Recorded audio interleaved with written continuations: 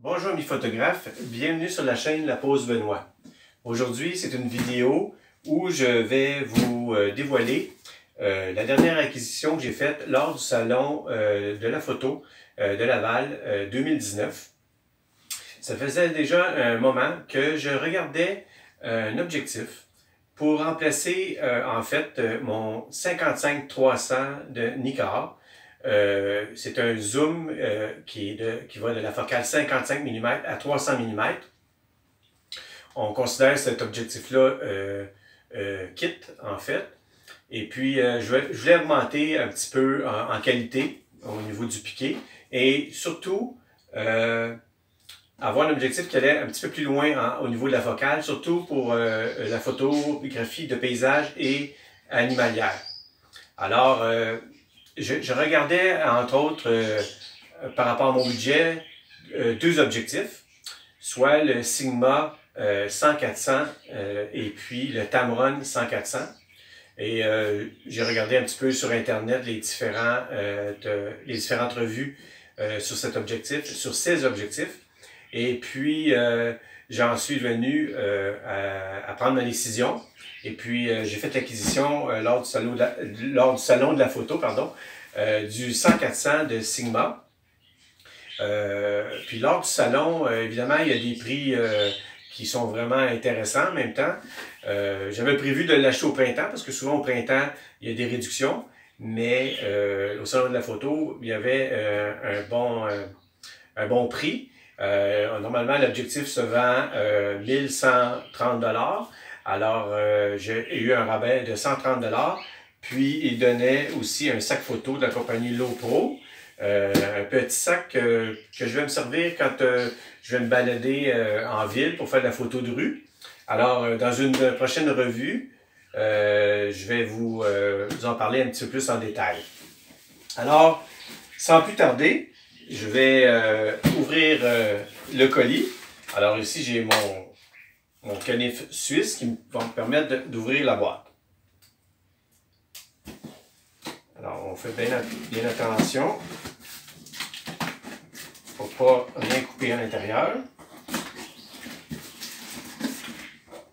Alors, lorsque j'ai acheté la lentille, la journée du salon, le magasin Gosselin n'avait pas l'objectif. Ah ben, je viens d'avoir une surprise. J'ai un deuxième sac photo. Ah bien, ça c'est drôle. C'est les joies du direct, c'est ce qu'on peut dire? Oui, c'est ça. Il n'y avait pas l'objectif lors du salon. Alors, ils m'ont fait parvenir l'objectif par la poste 3 jours après. Puis, mais lors du salon, ils m'ont remis le sac photo parce qu'ils l'avaient. Puis, vous voyez, finalement, ben, il était dans le packaging. Alors, c'est 2 pour 1. Alors, ici, on a du papier. C'est bien enveloppé quand même avec du papier bulle. Et puis, j'ai ici l'objectif dans sa boîte. Alors, on va se débarrasser évidemment de la grosse boîte. C'est pour le bruit. Voilà. Ici, j'ai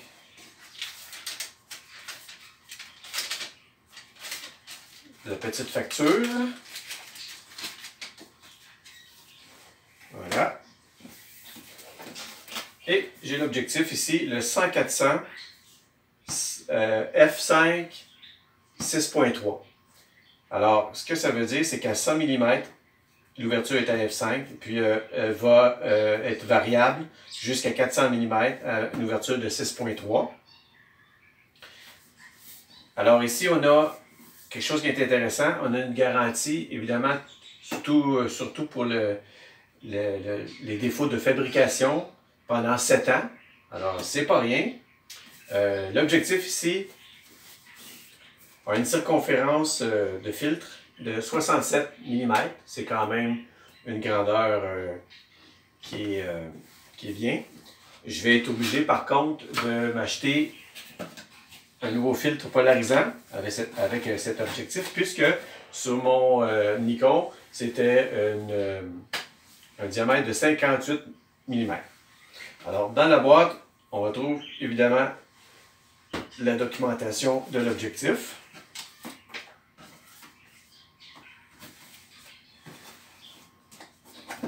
On va ôter le petit carton qui recouvre l'objectif, comme ça ici. Voilà. Puis, vous voyez comment ça vient dans la boîte, comme ça, avec l'objectif en tant que tel.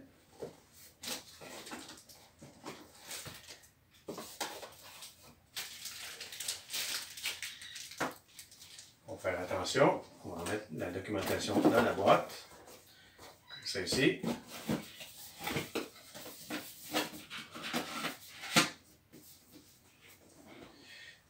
Évidemment, il va y avoir une deuxième vidéo qui va suivre pour, je vais faire un test pour voir les différences entre mon ancien objectif et celui-ci. Les caractéristiques, évidemment, techniques de cet objectif. Aujourd'hui, on va faire, en fait, le déballage.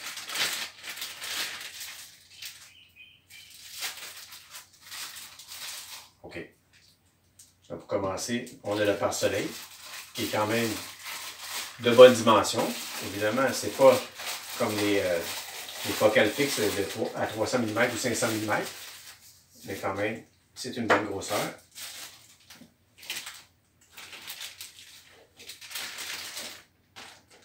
Et voilà l'objectif en tant que tel. On va faire juste une revue rapide.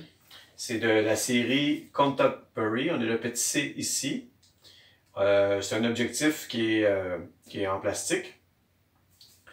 On a ici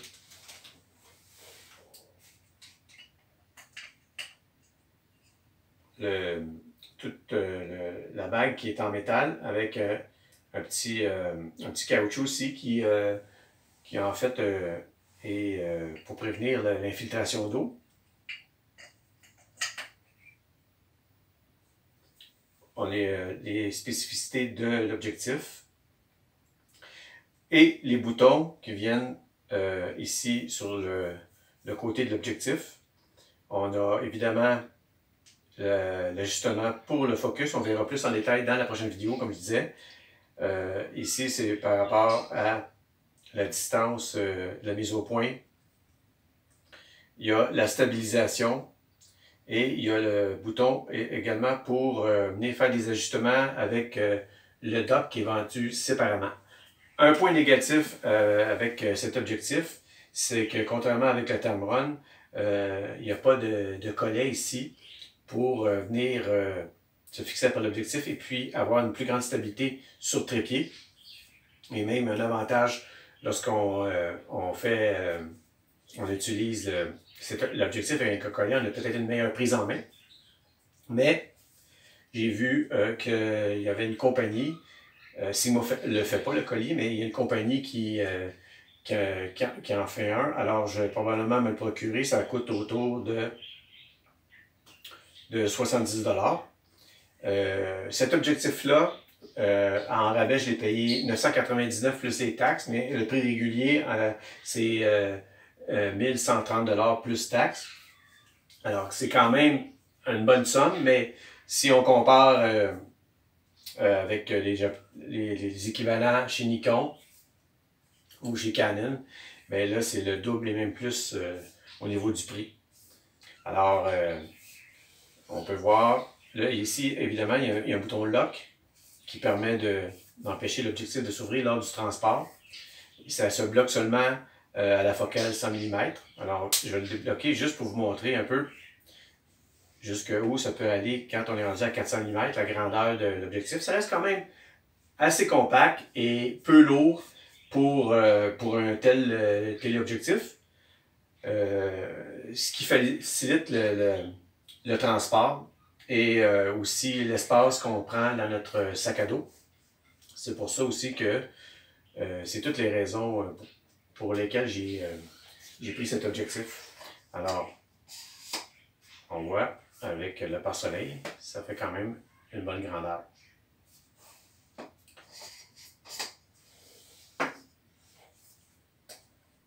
On peut voir ici le devant de l'objectif, quand même à 67 mm.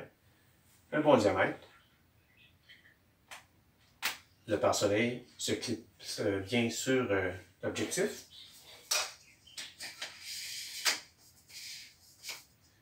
Et voilà ce qui complète ce déballage du Sigma 100-400. Alors, je vous invite à vous abonner à la chaîne pour voir les prochaines vidéos, entre autres celle sur la comparaison entre le 55-300 de Nikon, téléobjectif kit que j'avais auparavant, au niveau de la qualité. Quand je fais des photos, par exemple, de paysage, on va comparer les deux objectifs à différentes focales et à différentes ouvertures.